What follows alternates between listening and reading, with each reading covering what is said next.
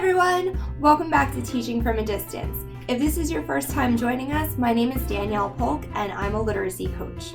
Today's episode is a total game changer.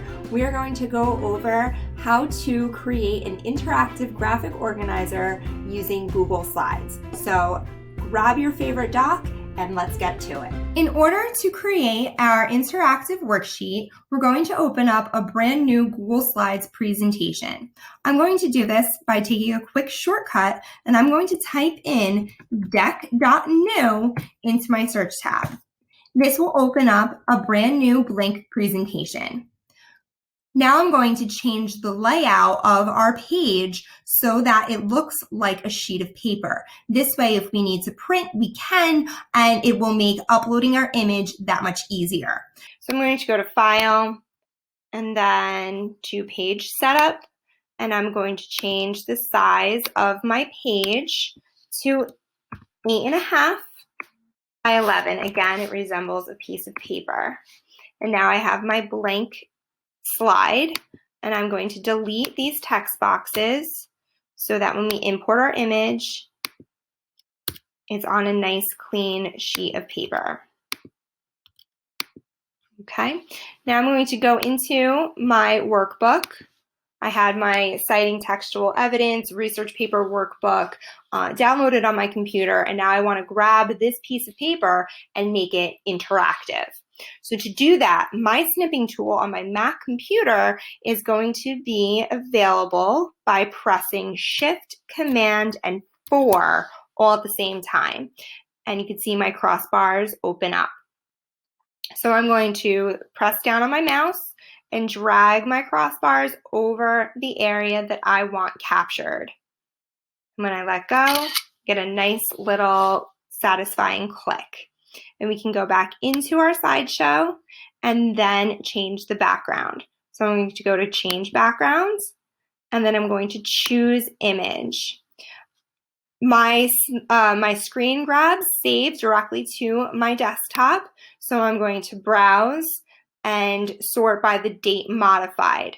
When our screenshots are saved, they're saved under the date and time. So I'm just going to take the last one that I made, and I'm going to click Open. You can choose to name and save your files or your screenshots if you'd like to, but since we're doing this all at the same time, I'm electing not to. So once my image is chosen, I'm then going to hit Done. And now I can save my presentation. I'm going to call it Citing Text Evidence, so that I can easily access it later. I also want to be able to view a little bit bigger, so I'm going to view 100%, and now I'm going to fill in my text boxes. So I'm going to do this by selecting the text box icon, and I'm going to drag my text box over the area that I want my students to write on. I can also pivot my box so that it fits the area that I selected.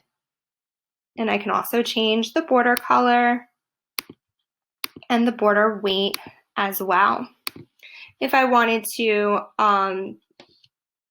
fill in my text boxes with shapes, I can do that as well by selecting the shapes and going and dragging over the area that I want. And you'll notice here that our shapes are filled in. So I'm going to go into Fill Color, and then I'm going to select Transparent.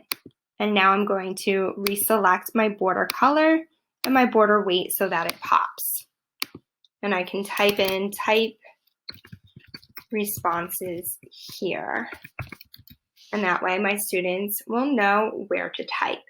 Now I have several text boxes, so I'm going to copy and paste by selecting Command C and then Command V. And I'm going to do that for each one of my boxes.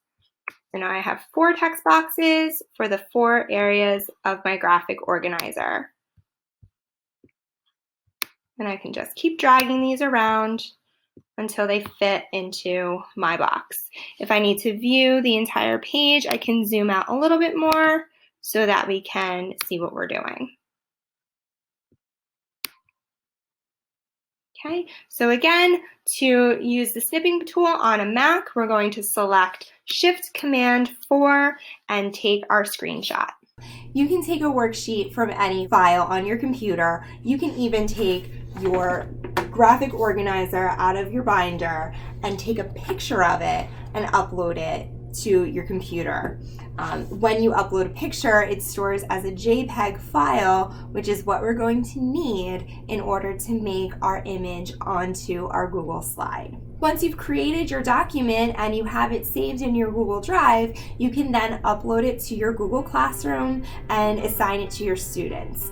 If you're signing this individually, make sure that you make a copy for each student so that they're editing their own file.